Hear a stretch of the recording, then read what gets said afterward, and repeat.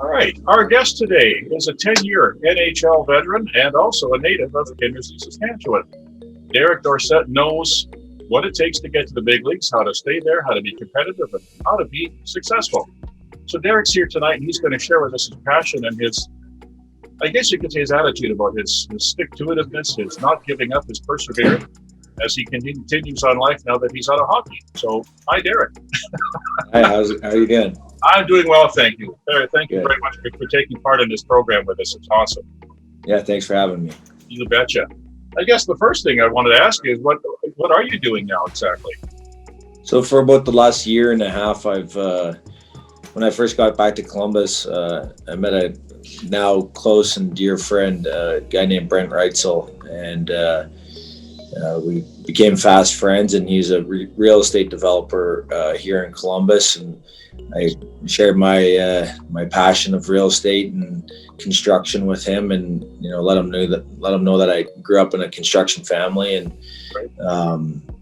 he asked if I wanted to go tour some of his projects that he had on the go, and I said yeah, sure. And he picked me up on a Saturday morning, and we drove around Columbus, and he was very, very modest and humble about the type of projects he was doing.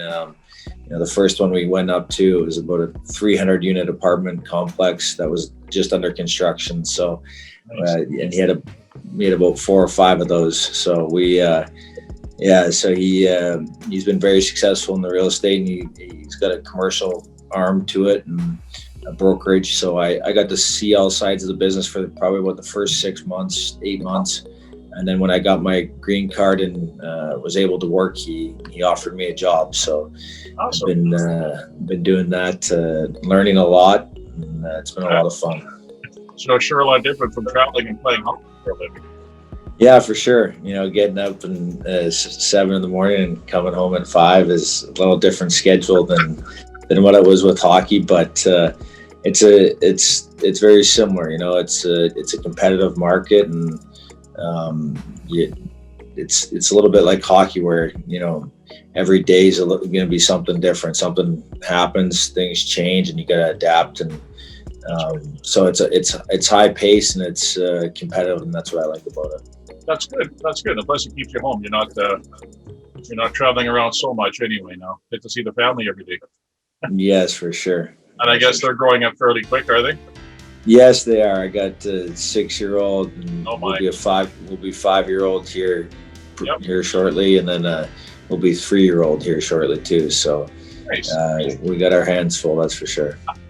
Are they showing any kind of sports going that way for any kind of sports, or? Yeah, for sure. My oldest boy, he's really into hockey. He's got a big kick into hockey right now, and which has been great. I've been actually helped coach the high school hockey team, throughout this past season, and we just won the CBJ Cup, which is the Columbus division for high school hockey. And so every Tuesday morning we do a skills session, and my little guy comes out, and but my middle son, he's just getting into it, and he has a lot of other interests and whatnot, but I think our daughter, she can hit a puck pretty good already. Oh, wow. So I think we're gonna have a girl hockey player coming. Nice. Well, that's great. Well, you're a hockey family, so why not? Did your older brothers play as well?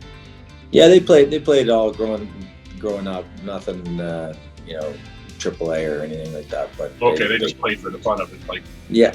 Although I'm sure you had fun, even though you're getting paid fairly well. Yeah, I do. That's the thing. Hockey's always supposed to be fun. Doesn't matter if you're. At the end of the day, it's just a game, and there's other issues in the world that are a lot more important than sports. Well, yeah, but sports are a great outlet for people too, who are especially now when a lot of teams a lot of sports, I guess in general, are just sort of getting back into things even a little bit, and I think people need and like that release, that they can watch their favorite teams.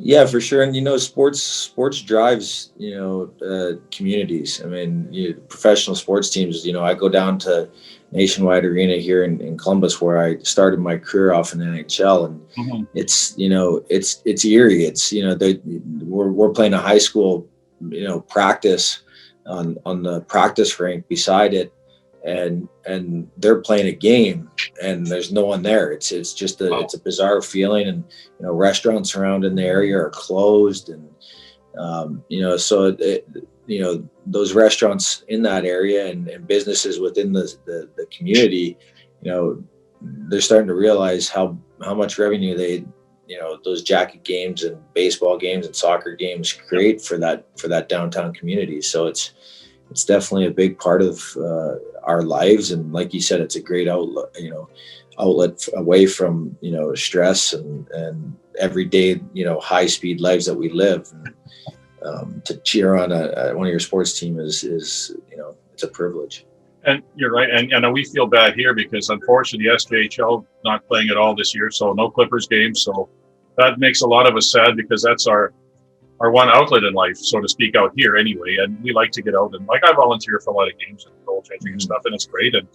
But I honestly miss that. I didn't think I would, but I actually do. But yeah, especially in small communities when those Clipper games they're it's a community where everyone gets out and gets to see each other, and so hopefully this is a good reminder of why and how important the Kindersley Clippers are to that community. And there's always talks of some SJ teams shutting down or moving, and it shows what a just one sports team can do to a community, and how big of an outlet it can be for kids and adults too. That's a fact. When you were growing up and playing, who did you look to, or who did you like to follow in the NHL? I'll admit I was a little bit of a bandwagon jumper, but our family was mostly, my dad was a big Oilers fan, my brother was a big Oilers fan, my brother Mike was an Avalanche fan, but I kind of jumped around to more or less players, and I'm still kind of like that. I watched obviously I cheer for Vancouver and Columbus, and right. Well, I didn't really play with anyone that's left in New York now. So teams where I have buddies, I cheer for them, and I want the organizations that gave me everything I got. I want to cheer for them and them to have success. But I kind of jumped to what players I like, kind of, and that I'm like that in football and basketball, and so.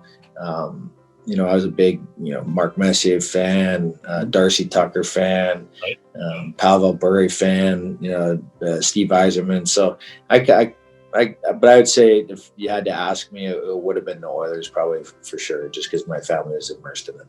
Fair enough. I know I'm from Winnipeg, so I'm a Jets fan, but I'm an Oilers fan too. And I don't know how many times the Oilers came down and beat the crap out of us. So that's just the way it goes. Yeah. When you were playing, did you say at the beginning of a season, did you set goals for yourself, like how many goals you want to get, or assists, or points, or just minutes? I think you always, as hockey players and everything, I always had the internal goals.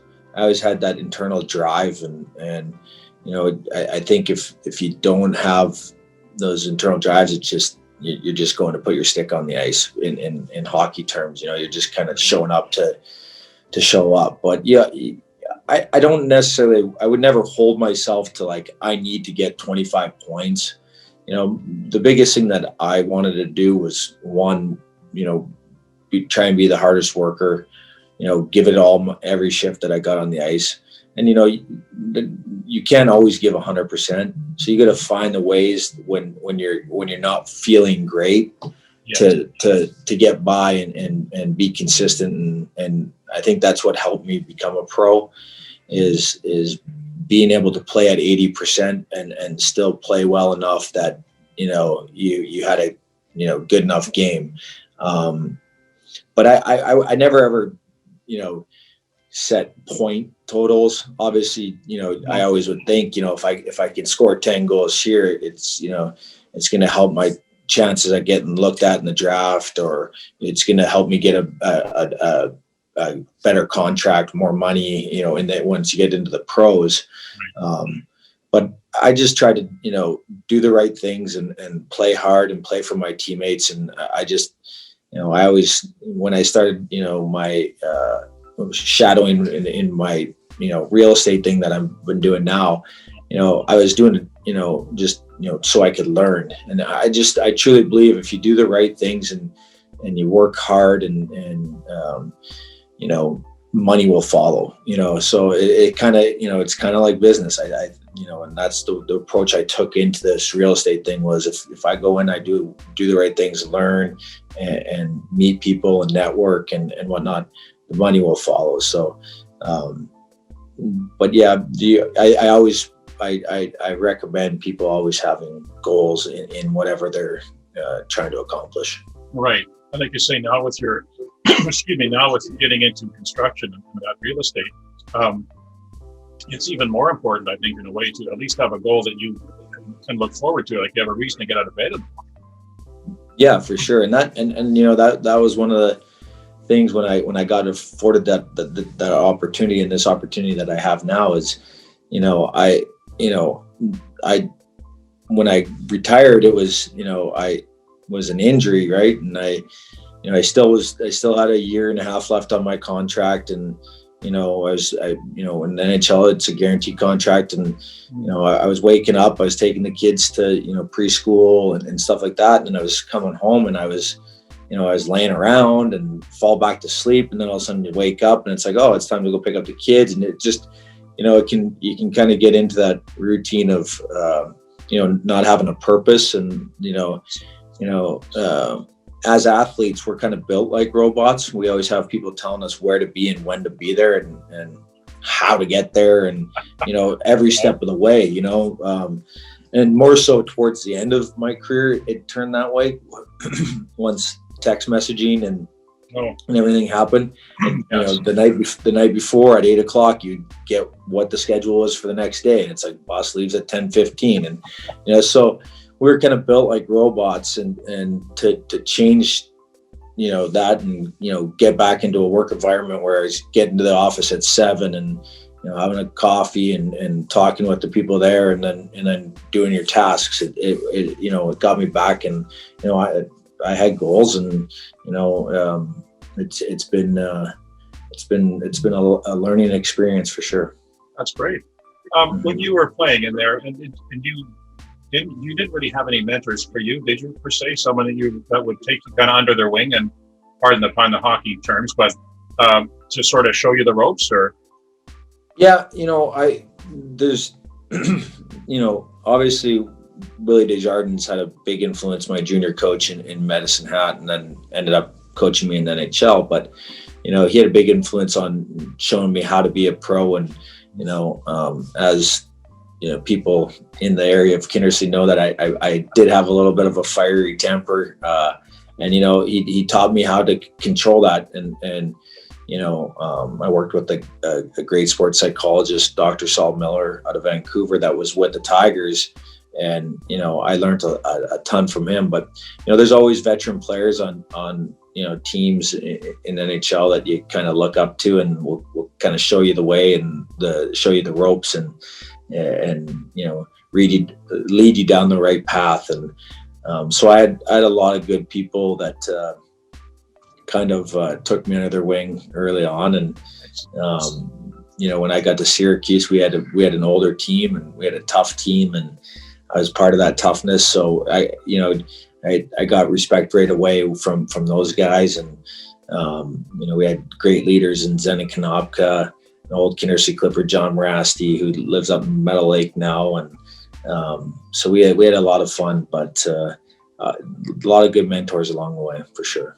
Have you had a chance to be a mentor for somebody else towards the end of your playing days? Yeah, actually, early on, lots of times I got to, be one of those guys. I got to sit by one of the young guys coming in and kind of help them, adapt. And most recent one in Vancouver that, I'm proud of what he's come, and he was an easy guy to mentor because he was so mature. But Bo Horvat, he was a great kid, but he was coming into a team. He was the only rookie, and he's 19 years old. coming into a team with, a lot of guys that are, 27, 28, 30, 33, 34. You got to grow up quickly. And, I sat beside him in the locker room and then on the airplane and, kind of, helped him out and tried to make him feel as relaxed. And, it's a big thing for a young kid to be walking into a locker room. And I'm sure he was kind of starstruck in some ways too, but just like you probably were when you went in your first practice or game. So what goes around comes around. Yeah, for sure. I mean, my first exhibition game with the Columbus Blue Jackets was on my line was Sergei Fedorov and Rick Nash. So it was a little bit nerve-wracking, that's for sure. I can only yeah. Yeah. I can only wonder about that one. I think I'd be nervous too, like golfing with Jack Nicklaus or something. Yeah, and you walk into the locker room, and Sergei Fedorov, he was just an amazing career at that time, and growing up watching him, and he's balancing on his head in the gym, and he's just this specimen. So. That's okay. You're still keeping in good shape then too, I presume. Then. Yeah, actually it's funny because I have not worked out since I finished playing, but I keep telling myself next week I'm going to, and but I've stayed in pretty good shape. I'm still at my playing weight, little softer than I was, but it's. I stay active with the kids and on the ice and whatnot, for sure. So your back's holding up okay? Yeah, my shoulder still bugs me a little bit, but it at times, shoveling the snow, it kind of flares up a little bit. But other than that, it's been pretty good. Are you able to golf or anything like that with your shoulder or your back? Or? Yeah, I can golf. If I golf 2 or 3 days in a row, or twice in a week or 3 times in a week, it might flare up, but it's not nothing that you can't manage. True enough. Yeah. Oh my goodness, our time has gone by so fast. Wow. Yeah. Yeah. I just want to say again, I really thank you for taking part in this because if I presume Vicky had given you a little bit of information in her email what we're doing here, and we're wanting to inspire kids to be their best, and we're doing these interviews for all of the 7 schools around here. Rosetown, of course, here, Plenty, Robert, Leader, Etonia, and Eston. So we're trying to get kids into an entrepreneurship type mode and let them know that even though you're from a small town, it doesn't matter. You can still go on and you can do great things. Mm-hmm. And I think a lot of kids, for whatever reason, feel like they're embarrassed by being from a small town. I don't know. But obviously, it doesn't matter where you're from. You can be successful. And it's a matter of applying yourself like you did. Yeah. And bingo, next thing you know, you're out in the public eye a lot. So it's great. Yeah, no, I appreciate it. And, if I could just say anything to, young kids in small communities, it's possible, and, how quickly it happened for me. I was playing, midget AA in Kindersley when I was, 16 years old. And by the age of 21, I was playing in the National Hockey League. And I coach high school kids now, and sometimes you hear them like, oh, you're not going to make the NHL. I go, and I've heard kids say it, and I say, hey guys, just let you know, I was in your position. There's juniors in high school. And I'm saying, hey guys, when I was a junior in high school, when I was a senior in high school, I was playing midget AAA. And 2-3 years later, I was playing in the National Hockey League, and no one would have ever thought it, but so it can happen, and you never know when someone's watching or who's listening, or when your opportunity is going to be. And people, I played with kids in Kindersley in minor hockey, and against kids in Rosetown and Crobert, and that were better hockey players than me. And so it's sometimes it's when that opportunity is there, you have to take advantage of it. And those are the, I was lucky enough. I was in the right spot at the right time, and it takes a lot of that, but it also comes with a lot of hard work too, and not giving up on your dream. That's right, and that's something that a lot of people don't see. When they see you, they just see the finished product, so to speak. They don't see all the years of hard work and maybe parental sacrifice, driving into the rinks or whatever to get you to that place. So you're right. It's a whole family thing too, in a way, not just an individual thing. Yeah, and I don't. It doesn't matter what you're doing in life, whether it's business or hockey, and you can look at hockey was my business, and I made sacrifices. I moved away when I was 17 years old to play midget AAA and not hang out with my friends that I grew up with, and I made those sacrifices in the summers to train and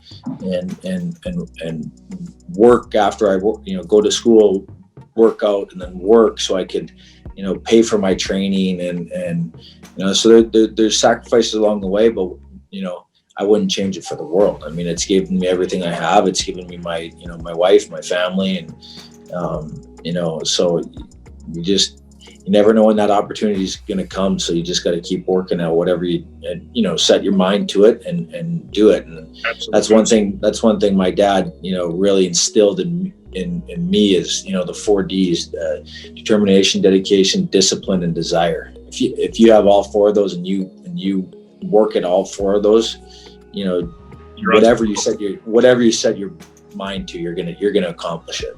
Absolutely. Absolutely. And I say you've got a lot to be thankful for, and I'm thankful that you took the time for us today to help us with this. No, I appreciate it. So, appreciate you guys having me anytime. I'll let you know how everything goes, and we'll go from there then. Awesome. Thank you. Thanks again, Derek. Thanks. Yeah. Have a good night. Yeah.